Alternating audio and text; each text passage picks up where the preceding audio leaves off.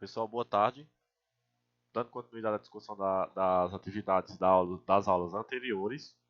Na aula passada, nós trabalhamos esporte técnico combinatório. Foi o nosso último tópico dos tipos de esporte até agora. Então, para hoje, eu trouxe uma revisão desses 4 tópicos que foram trabalhados. Então, vamos lá. Aqui na revisão, eu trouxe os 4 tópicos trabalhados, que foi o esporte de marca, que foi aquele primeiro tópico que nós vimos quando eu iniciei as aulas com vocês, que até a gente fez atividade prática de atletismo, no caso de corrida. Dentro do atletismo, nós vamos ter vários tipos de esporte, várias modalidades do esporte. Nós vamos ter a corrida, que foi a que foi praticada, o salto, que é a que nós vamos trabalhar hoje, o arremesso, lançamentos, tudo isso envolve atletismo. E aí, fora o atletismo, nós também temos a natação, o remo, o levantamento de peso, ciclismo, entre outros. Então, aqui outros os principais, os que a gente costuma mais ver em competições olímpicas, tá bom? E aí, na outra semana, foi trabalhado o esporte de precisão. Lembra do arco e flecha, do golfe, do tiro esportivo, do boliche, onde você precisa de uma precisão, de uma coordenação motora para atingir determinado alvo. Em outra semana, foi trabalhado o esporte de invasão, também chamado de esporte territorial. Exemplo, o futebol, o futsal, onde você precisa invadir o território do seu oponente e marcar ponto, no caso gol ou cesta. E na semana passada foi trabalhado o esporte técnico combinatório. E aí exemplos mais conhecidos, os tipos de ginástica, ginástica aeróbica, acrobática, artística, rítmica, saltos ornamentais, nado sincronizado. Tudo isso são exemplos de esporte técnico combinatório. O que é que eu quero que vocês aprendam? Eu quero que vocês fixem o conhecimento desses 4 tipos de esporte e que vocês tenham de letra que saber a qual esporte pertence essas categorias aqui. Por exemplo, o atletismo, ele pertence a quê? Esporte de marca. O futebol, vocês têm que saber que é o esporte de invasão. O arco e flecha, esporte de precisão e assim por diante. Vocês precisam ter esse conhecimento claro, tá bom? Então, a partir dessa semana, nós sairemos dessas nomenclaturas mais gerais e vamos para os exemplos dos esportes dentro de cada modalidade, de cada categoria. Nessas primeiras semanas, eu vou trabalhar somente a categoria do esporte de marca. Eu já trabalhei o atletismo, a origem do atletismo, como funciona. E aí, hoje, nós vamos dar início. Nós trabalhamos a corrida dentro do atletismo, tá bom? Foi na nossa segunda semana. E aí hoje nós vamos trabalhar o salto em altura, também chamado de salto, que é outro esporte dentro do atletismo, tá bom? Então nós vamos ver o que é, como surgiu, quem foram os primeiros atletas que praticaram esse tipo de esporte no mundo, no Brasil, tá bom? E a evolução desse esporte ao longo do tempo, certo? Então vamos para, como é que se diz, o contexto histórico desde a antiguidade, tá bom? Então, conteúdo de hoje, atletismo, salto em altura. Desde os primeiros relatos históricos da humanidade, sempre fizeram parte do cotidiano do ser humano atividades em que os lançamentos e saltos eram importantes para a sua sobrevivência, pessoal. Então, é por isso o atletismo ele nasce da necessidade de sobrevivência, assim como a corrida, ela surgiu desde a época em que eles corriam atrás da caça para sobrevivência, ou corriam de seus predadores, no caso os descendentes dos seres humanos, surgiu esses tipos de esporte. Então, entre esses movimentos, fazendo referência ao salto em altura, que era muito importante para se obter mais do alto uma visão privilegiada da caça que se perseguia, ou até mesmo escapar de um possível ataque predador. É a partir daí que nasce a necessidade de praticar o salto em altura, tá bom? Isso é um contexto mais geral. Vamos especificar melhor. Aqui nós temos a evolução do salto em altura.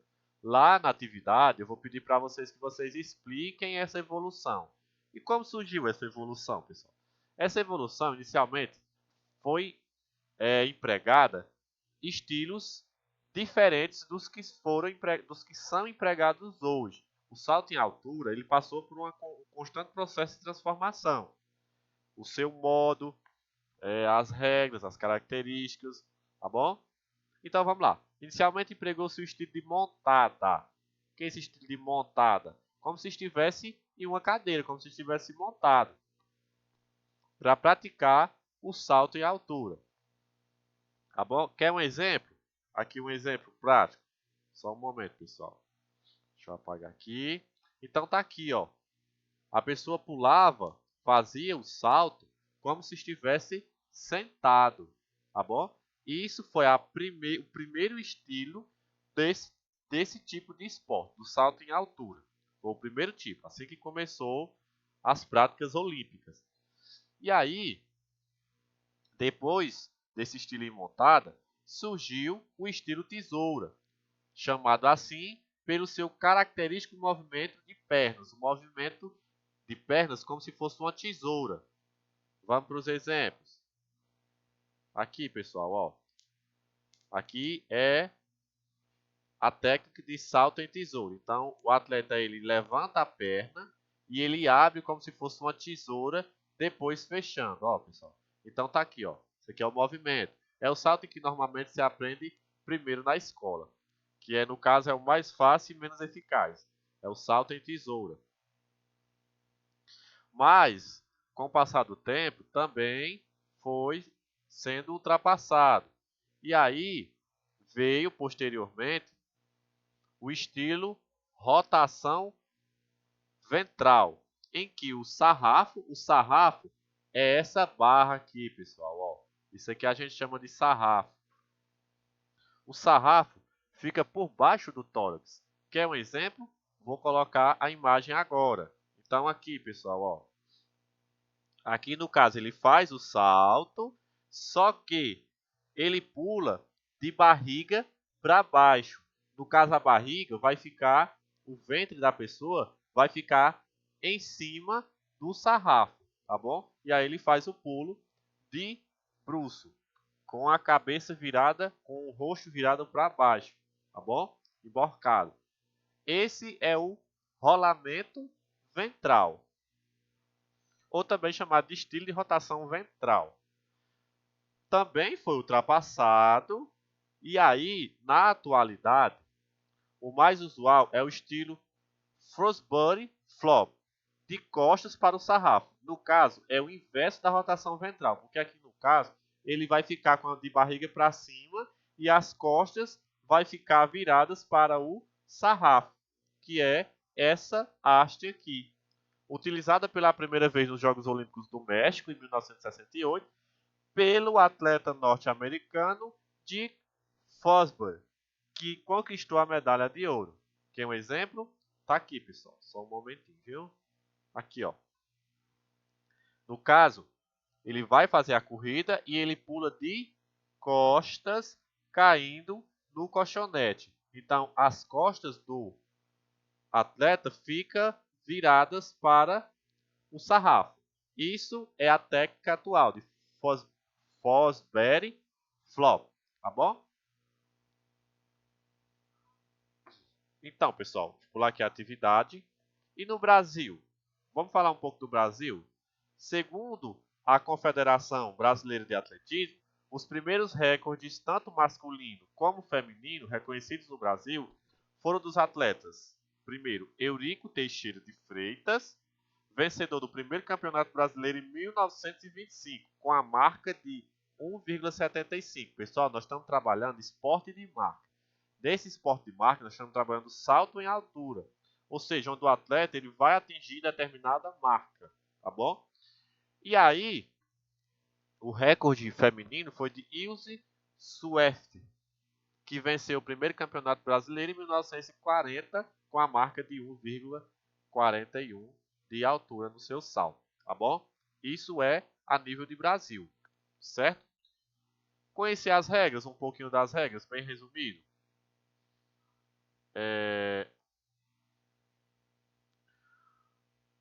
Os juízes determinam, no caso aqui as regras do salto em altura, os juízes determinam a altura mínima do sarrafo, que é essa haste. Aqui ó, é o movimento atual, tá bom? O estilo atual em que a pessoa fica de costas para o sarrafo. Cada atleta pode escolher a altura inicial do seu salto. O competidor corre cerca de 40 metros antes de saltar, então tem todo um percurso para depois fazer o salto. A cada avanço a barra é elevada 3 centímetros e 5 centímetros. Ganha quem atingir a maior marca. Em caso de empate, vence quem tiver menos tentativas, tá bom? Então essa é um pouquinho das regras. E aí, voltando um pouquinho, a nível de mundo, quem foram os primeiros atletas a praticar esse tipo de esporte? O salto em altura, propriamente dito, é praticado desde o século XIX. Desde o século XIX. Quem foram os primeiros atletas? Os escoceses, os irlandeses e os ingleses. Foram os primeiros atletas a obter resultados notáveis para a época.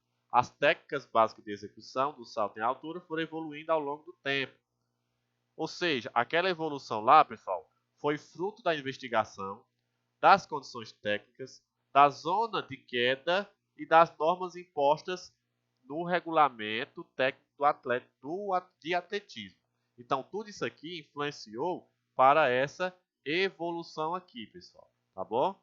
Porque as comissões viam a necessidade de mudar as regras, de mudar o estilo, de acordo com as características do esporte. Tá bom? Então, aqui a evolução. E para hoje, temos somente essas seis questõezinhas. Tá tudo dentro do slide, tudo explicadinho. Então, espero que vocês entendam o conteúdo. Qualquer dúvida me procurem, vou estar disponível para vocês, tá bom?